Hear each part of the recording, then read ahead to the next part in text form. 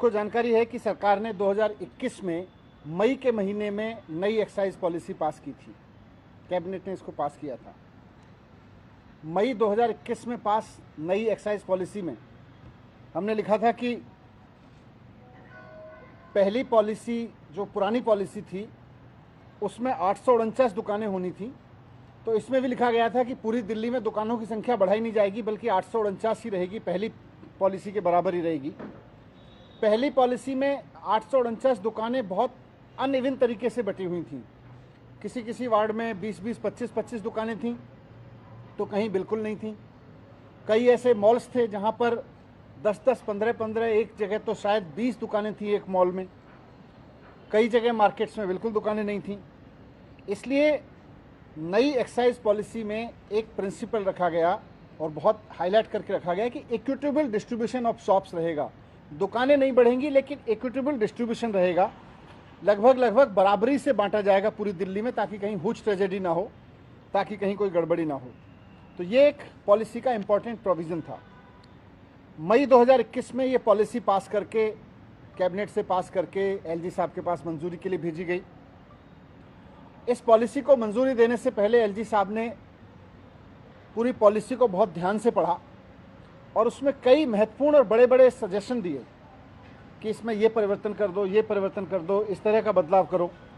LG साहब के सारे सजेशंस को स्वीकार करके कैबिनेट ने फिर से जून में नई पॉलिसी एलजी साहब के पास भेजी और इस तरह से फिर उसको एलजी साहब ने मंजूरी दी। तो एलजी साहब के पास 2 बार जाके बहुत ध्यान से पढ़ के उन्होंने इस पॉलिसी को पास किया था। उस पॉलिसी में ये लिखा हुआ था जगह जगह जोर देके कि अनइक्विटेबल डिस्ट्रीब्यूशन को ख़त्म किया जाएगा। ये जो एक ही जगह शराब की दुकानों के अंबार लगे हुए हैं कुछ वार्ड्स में या कुछ मॉल्स में, दुकानें नहीं बढ़ाई जाएंगी, लेकिन इसको लगभग बराबरी पे बांटा जाएगा, यहाँ तक कि अनऑथराइज एरिया में भी बांटा जाएगा, ये भी लिखा हुआ था। इसमें लिखा हुआ था कि हर वार्ड में दुकानें तो नहीं बढ़ेंगी पूरी दिल्ली में, लेकिन हर वार्ड में लगभग 2 से 3 दुकानें हो जाएंगी, तो इक्विटेबल डिस्ट्रीब्यूशन हो जाएगा। नई एक्साइज पॉलिसी जो सरकार ने बनाई थी उससे सरकार को बहुत फ़ायदा होने वाला था, लेकिन उसके उलट सरकार को के राजस्व को नुकसान पहुंचा, हज़ारों करोड़ रुपए का नुकसान पहुंचा, क्योंकि एलजी साहब ने अपना निर्णय बदला, बिना कैबिनेट से डिस्कस किए बदला, बिना सरकार से पूछे बदला, और उन्होंने बदल के उसको लागू करने के लिए ऑर्डर किए, जिसकी वजह से दुकानें नहीं खुल पाई और लगातार नुकसान हुआ। अब इसमें सबसे इम्पॉर्टेंट चीज़ ये है समझने वाली कि जब एलजी साहब ने ये बिना कैबिनेट से डिस्कस किए, बिना सरकार से डिस्कस किए अपना निर्णय बदला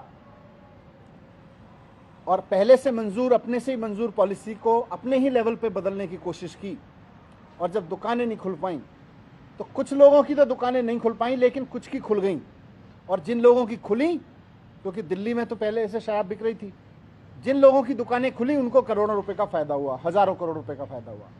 जिन लोगों को अनऑथराइज एरिया में दुकानें खोलने का लाइसेंस मिला था उनकी नहीं खुली, और जिनको अनऑथराइज एरिया में मिला था उनकी दुकानें खुल गईं।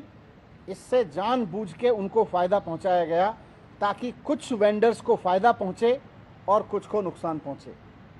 मैंने आपके सामने इसलिए रखा, मैं इसीलिए इस मामले को पूरे को सीबीआई के सामने भेज रहा हूं कि इस मामले की जांच होना बहुत ज़रूरी है कि कैबिनेट से, सरकार से पास प्रस्ताव जो एलजी साहब ने पहले मंजूर कर दिया था उसको स्टैंड पे उन्होंने चेंज क्यों किया।